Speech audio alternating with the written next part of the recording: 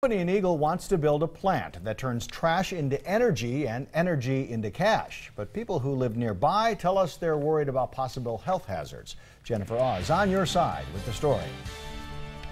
Dawn, as of now, the Department of Environmental Quality has not issued permits for this company, Dynamis Energy, and neighbors want to make sure before those permits are issued, their questions are answered.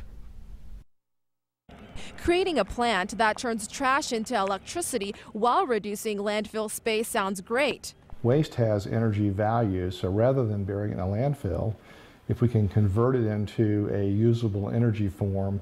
Dynamis hopes to construct the waste-to-energy plant near the Ada County landfill in July. But neighbors worry about the possibility of emissions coming from the plant that have carcinogens and particulate matter that can go up to 30 miles. They're also going to be creating toxic ash, which is what's left over after the gasification process occurs.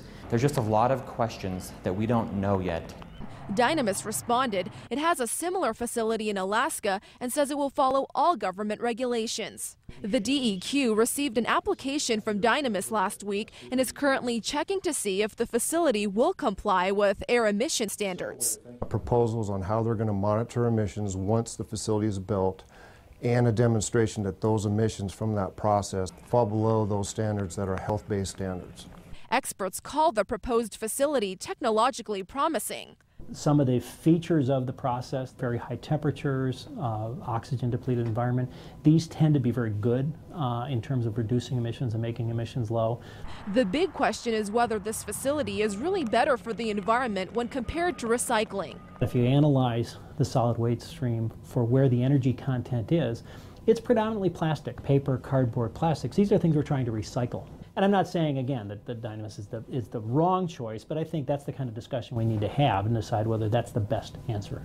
And you can weigh in. The department says it plans to hold a public comment period.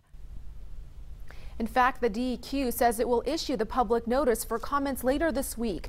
And candidates for 2 Ada County Commissioner seats are deeply involved in discussions about this proposed plant. And 6 candidates will meet tonight at River Glen Junior High to talk about the issue. That meeting begins at 6:30 tonight. Live in the studio, Jennifer Ah, Today 6 News.